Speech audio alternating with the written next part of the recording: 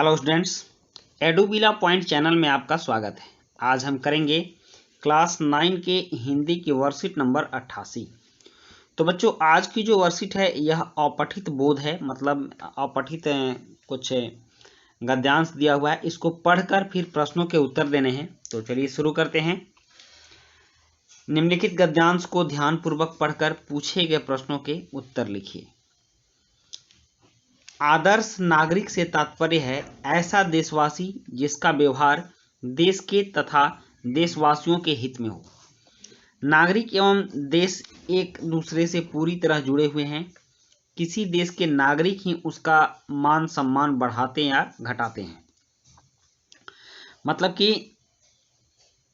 आदर्श नागरिक को देश की व्यवस्था के बारे में सोचनी चाहिए, देश की हित के बारे में सोचना चाहिए, और नागरिक अगर अच्छे होते हैं तो उस देश को भी अच्छा माना जाता है। आपने सुना होगा कि जापान के नागरिक किसी भी सरकारी संपत्ति को नुकसान नहीं पहुंचाते हैं, और जब कोई भी काम करते हैं तो वह ऐसा सोच कर करते हैं कि मैं अपने देश के लिए काम कर रहा हूं, जिससे कि वो अपना 100% देश को समर्पित करते हैं।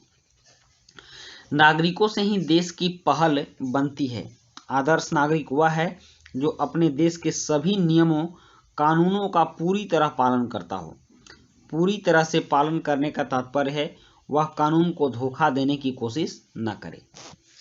कानून सभी नागरिकों की सामूहिक इच्छा को ध्यान में रखते हुए बनाए जाते हैं। अतः नागरिकों को चाहिए कि वे अपने पर संयम रखते हुए, मतलब किसी भी तरह की कोई गलती ना करते हुए, उन नियमों का पूरी तरह पालन करें। केवल कर्तव्य पालन या केवल अधिकार भोग दोनों गलत है।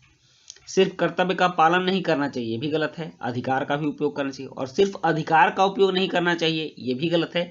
अपने कर्तव्य के बारे में भी सोचना चाहिए।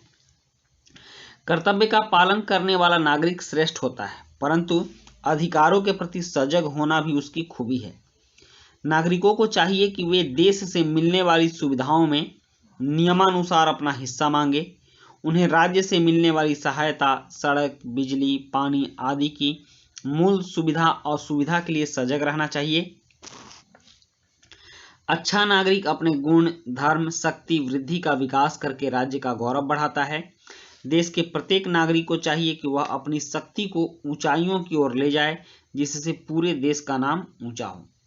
तो बच्चों, ये थी हमारी अपठित गद्यांश, और इस गद्यांश को हमने पढ़ा। अब इसके बाद कुछ प्रश्न हैं, जैसे कि अच्छे नागरिक की क्या पहचान बताई गई है, कर्तव्य पालन नागरिकों के लिए क्यों आवश्यक है, आदर्श नागरिक से क्या तात्पर्य है, आदर्श नागरिक के नियमों का पालन करना क्यों आवश्यक है, और उसके बाद है नागरिकों से ही देश की पहचान बनती है। रेखांकित शब्द का विलोम शब्द लिखिए। तो चलिए अब हम इन प्रश्नों के उत्तर लिखते हैं। यहाँ पहला प्रश्न है कि अच्छे नागरिक की क्या पहचान बताई गई है। तो इसका उत्तर है अच्छे नागरिक की पहचान है कि वह देश के सभी नियमों और कानूनों का पूरी तरह पालन करता हो। दूसरा है प्रश्न कि कर्तव्य पालन नागरिकों के लिए क्यों आवश्यक है। तो इसका उत्तर है कर्तव्य पालन करने से देश में शांति व्यवस्था बनती है। नागरिक एवं देश एक दूसरे से पूरी तरह जुड़े रहते हैं। कानूनों का सही ढंग से पालन होता है। और उसके बाद प्रश्न 3 है कि आदर्श नागरिक से क्या तात्पर्य है। तो इसका उत्तर है आदर्श नागरिक वह है जो अपने देश के सभी नियमों कानूनों का पूरी तरह पालन करता हो। ठीक।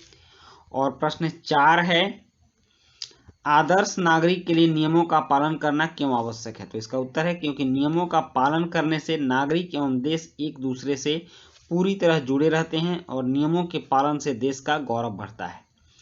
प्रश्न 5 है कि नागरिकों से ही देश की पहचान बनती है। रेखांकित शब्द का विलोम शब्द लिखिए। तो यहाँ बनता नहीं होगा, अगर पहचान बनती है तो इसका विलोम होगा बिगड़ती है।